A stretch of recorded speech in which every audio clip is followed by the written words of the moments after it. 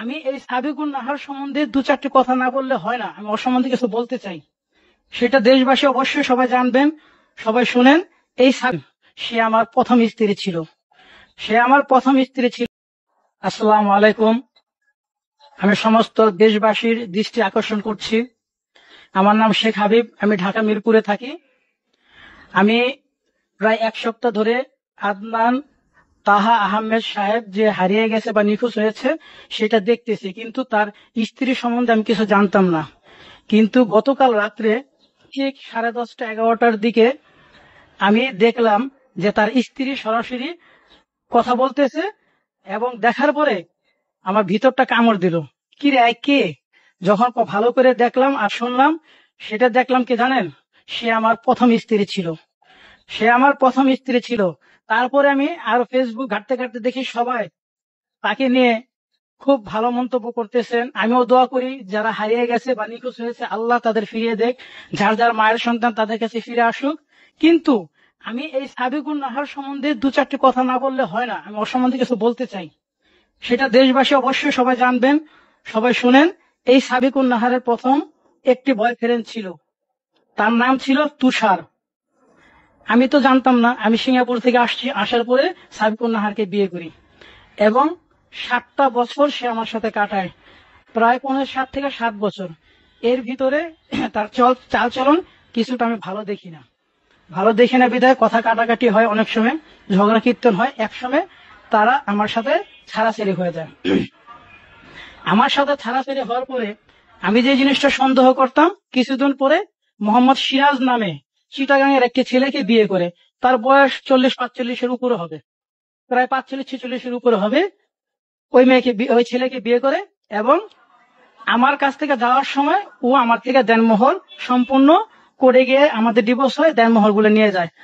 আমার 3টা সন্তান ছিল, একটি ওর গর্ভেরই, যেদিন হয় সেদিন মারা যায়। তারপর আরেকটি ছেলে হয়, তার নাম ওয়াসিম। তারপর আরেকটি মেয়ে হয়, তার নাম ওয়ারিশা। 7 বছরে এই মেয়েটি আমার এই ছেলে মেয়েদের রেখে ওই সিরাজের হাত ধরে চলে যায় আমার ডিভোর্স দিয়ে, এবং দেনমোহরের টাকা নিয়ে যায়। কিছুদিন পরে, 1-1.5 বছর পরে, সে সিরাজের সাথে ওর বনিবনা হয় না বিধায় সে সিরাজকেও ছেড়ে দেয়। সিরাজের থেকেও সে দেনমোহরের সম্পূর্ণ টাকা আদায় করে নেয়।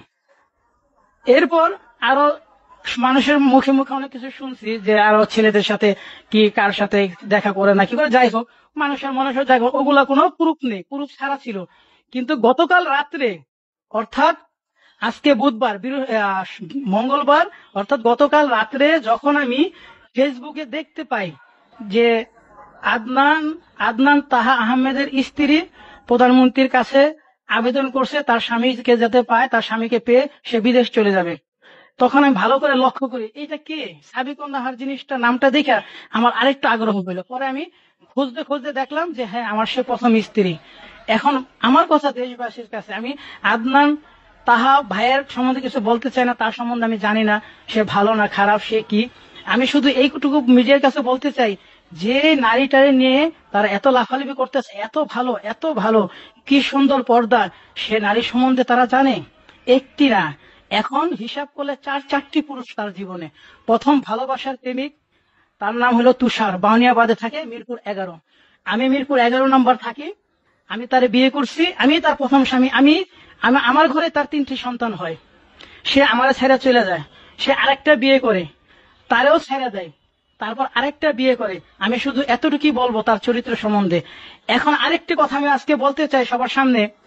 সে আজকে আমাদের প্রধানমন্ত্রী তার কাছে বিনতি করতেছে যে তার স্বামীকে পাওয়ার জন্য। আমি দোয়া করি প্রধানমন্ত্রী তার স্বামীকে ফিরিয়ে দেখ বা ফিরিয়ে দেওয়ার ব্যবস্থা করুক, যদি ওইরকম প্রসেস থাকে। কিন্তু আমার কথা, সাবিকুন নাহার, আজ তোমাকে বলি, যেদিন তুমি আমার সামনে, তোমার মা, কারণ তোমরা তাবলিগ করো, তোমরা জামাতের সাথে জড়িত না থাকলেও জামাতের সাপোর্ট টানতা, তোমরা তোমাদের মাদ্রাসায় যেদিন বড় বড় জামাতের লিডাররা ধরা খায়, সেদিন তোমরা তোমাদের ওইখানে, তোমাদের কাভাসিয়া মাদ্রাসায় তোমরা ওদের জন্য দোয়া প্রার্থনা করো, আর আমার প্রধানমন্ত্রীর জন্য বড় দোয়া করো।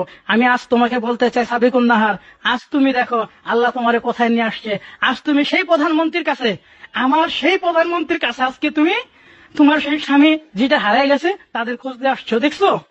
সেদিন আমি প্রতিবাদ করতাম বিধায় তোমরা অনেক কিছু আমার বলতো, আমার কাছ থেকে আড়া চলতা। কিন্তু আজ দেখো, আজ তুমি কোথায় চলে আসছো। আজ দেখো আল্লাহ তোমার কোথায় নিয়ে আসছে, কতগুলা স্বামী তুমি পাল্টাইছো। আমি আমার সন্তান গুলারে নিয়ে দেখো আজ আছি।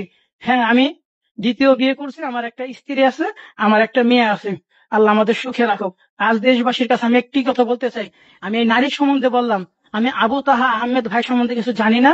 সে ভালো না খারাপ, সে কি, আমি তার সম্বন্ধে কিছু বলতেও পারবো না। আমি দোয়া করি আল্লাহ তাকে ফিরিয়ে দেখ, যার যার মায়ের সন্তান তার কাছে ফিরিয়ে দেখ। কিন্তু আমার কথা যে এই নারীকে এই সমাজে বিচার হয় না, যে এতগুলা স্বামী পাল্টায়, নিজের সন্তানগুলারে ছেড়ে ছেড়ে চলে গেল।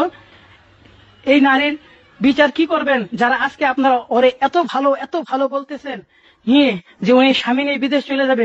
কয়টা স্বামী নিয়ে চলে যাবে? আমার সাথে ডিভোর্স হয়ে গেছে, আরেকজনের সাথে ডিভোর্স হয়ে গেছে, এই স্বামীর সাথে যে ডিভোর্স হবে না সেটা কি? তাই আমি দেশবাসীর কাছে বিচার দিলাম যে আপনারা বিচার করবেন ওর। আমি ওর বিচার চাই, যে কতগুলা পুরুষ পাল্টানো যায়, 4-4টা পুরুষ একটি নারীর। হয়তো আপনারা আমাকে প্রশ্ন করতে পারেন যে আপনি কেন বলেন ভাই, আমি গতকালকে রাত্রে দেখে আমার খুব খারাপ লাগতেছিল যে মানুষ একটা স্বামী পাল্টায় সে খারাপ, মানে আরেকটা স্বামী পাল্টায়, আরেকটা স্বামী, বয়ফ্রেন্ড, এতগুলা। তাই ওর সম্বন্ধে আপনারা ভালো করে জানেন।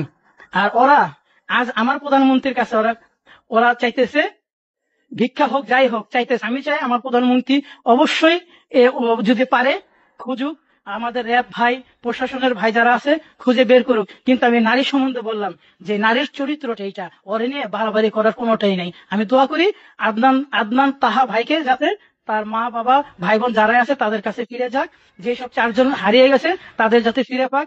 কিন্তু আমি নারী সম্বন্ধে বললাম, এই নারী সম্বন্ধে আপনারা লাফালাফি করে কোনো লাভ নেই। আমি যখন বললাম এটাই সত্য, আমার 2টা সন্তান এখনো